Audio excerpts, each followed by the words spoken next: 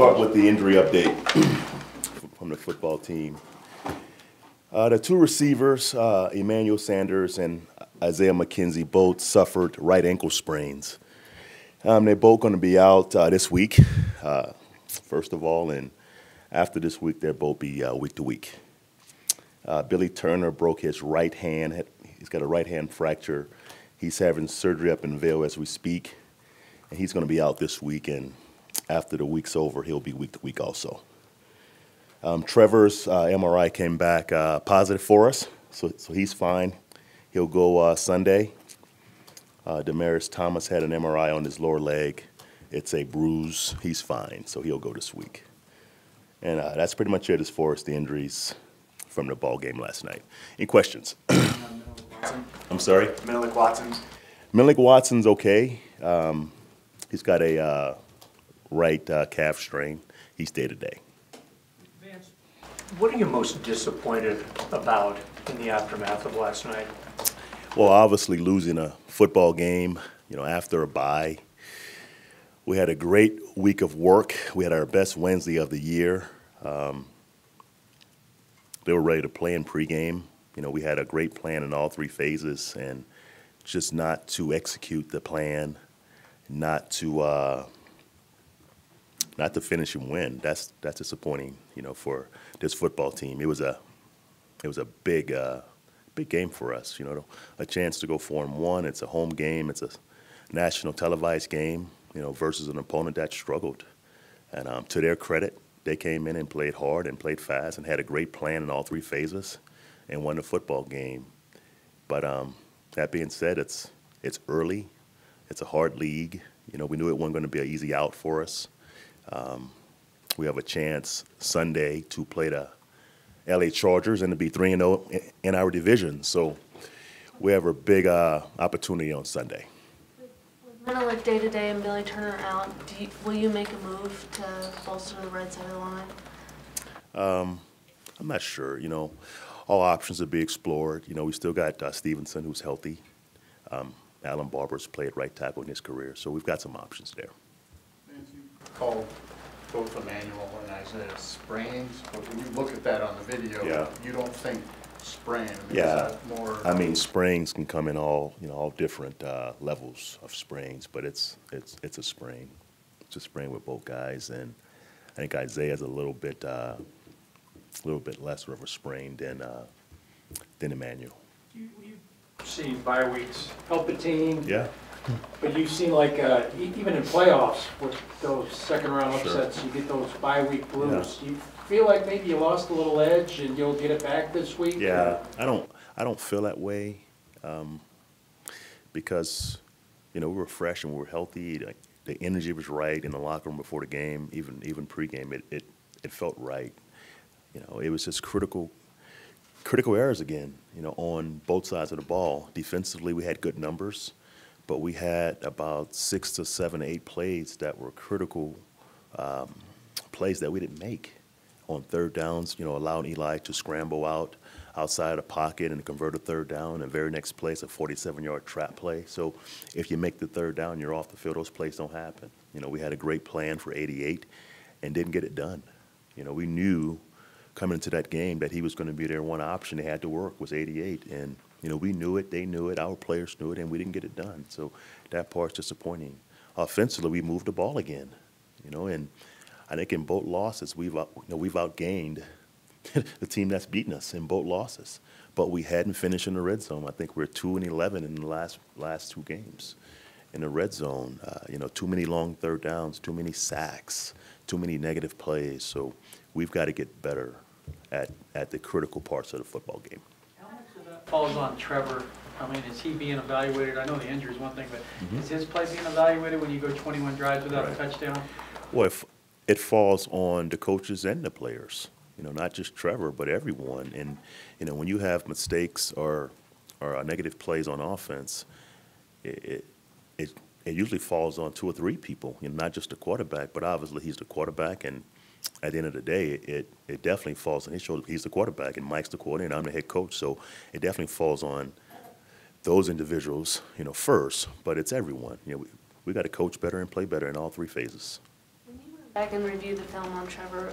What did you see from just his play under pressure, his decision-making under pressure? What was your takeaway? His decision-making has been half and half, in my opinion. You know, we've got some big plays that we missed, and he made some nice plays under pressure. So it's half and half. You know, it hadn't been perfect. You know, I won't lie and tell you that it's perfect. He understands that. He has to play better in spots, and you know, we got to protect better in spots. We got to run the football better. You know, that's our formula. You know, and Trevor's a young quarterback still, so when our running game's clicking, that helps him to play in a more relaxed form. You know, to throw that many passes, you know, for a young quarterback, it's sometimes not good for a young quarterback. Even though he had success doing it, and he threw for a ton of yards, but our formula is different. It's run, it's play pass. That's where he's been more efficient for his offense. So that part hurt us last night, not running the football well. Sorry about that. Now that you have watched the film, do you feel like you guys got away from the run too much last night? Not really. You know, we were down by 3 scores, you know, most of the game. So we're trying to get back in the game, and they were loading the box, you know, like we thought they should versus our run game. And the pass game was there, and we made some plays, but we missed so many. You know, when the team gives you that much single high, or they're giving you so many run blitzes, you've got to burn them with 2 or 3 big plays, and we had them and we missed them. And that was the major issue. And it's a blitz-heavy defense, and it's multiple looks. So they're going to win some, but the ones they don't win, you have to make them, you know, pay for it. And we didn't make them pay at all last night. They were way too comfortable on defense. Last week, you were 3-1, and we're just wondering what you were going to win by against the Giants. This week, with this daunting schedule, the sky's falling. How do you address the team at all with the roller coaster of emotions and thoughts? No, you know, we had a team meeting about 20 minutes ago, and we talked about this. We talked about Sunday being a great opportunity for this football team, you know, to be 3-0 in our division. And obviously, you know, every NFL game is the same, guys. It's hard, you know, and we've got 3 road games back to back, but it's 1 week at a time, you know. So our goal again is to have a great week of work and to play our best game we can on Sunday. So it's really a small picture focus right now, with big picture awareness, obviously, but small picture. Your kicker has missed as many field goals through 5 games that he did all the last season. Mm-hmm. Why is your faith in him so unshaken? Because his work in practice, you know, I've seen a guy make every kick in practice, you know, and obviously it hadn't translated to the games. He's 5 for 10 in a year, but he's a worker. He's a worker, and he will work himself out of this, in my opinion. He's a talent also, so he's got to get back to getting in rhythm and working certain kicks that he's missed. You know, and it's really been certain kicks that he's missed, and it's obvious if you watch the tape. time for a few more for the coach. Vance, if you had been told before the season started that through 5 weeks your defense would have taken the ball away only 4 times, right, and there's only one team in the league with fewer takeaways than that, would you have been surprised, and how do you explain that? I would be very surprised, because it's a defense of pass rushers and aggressive linebackers, and back-end guys that can cover and who can make plays on the ball. So yes, I would say this about our defense. We're playing good football, but not great football, and I think offenses come into a game plan against our defense, very conservatively. That plan he had last night, he wasn't going to lose the game on offense. He wasn't going to let us hit Eli or throw anything downfield. He threw, I think 19 passes maybe, and nothing past 8 yards. So it's how offenses are playing our defense also that's hadn't allowed for turnovers. What did they do running the ball against you? Was it you struggled to set the edge there on one side, and your linebackers maybe when they attacked? Yeah, we had a couple runs that got out. They had a 47, 15, 19, and 21. So that's 5 explosive runs. Outside of that, it wasn't terrible, but we gave up 5 explosive runs, and that we can't do.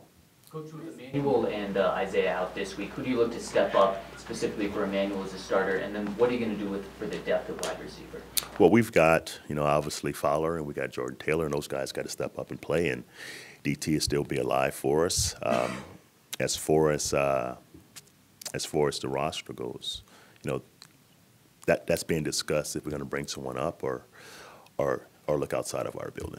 Last one, James Paul. Let James Paul. CJ really was hard on himself after the game, saying he let the offensive line down several times. He let Trevor down a bunch of times. Is he being too hard on himself, or did he have that bad of a game?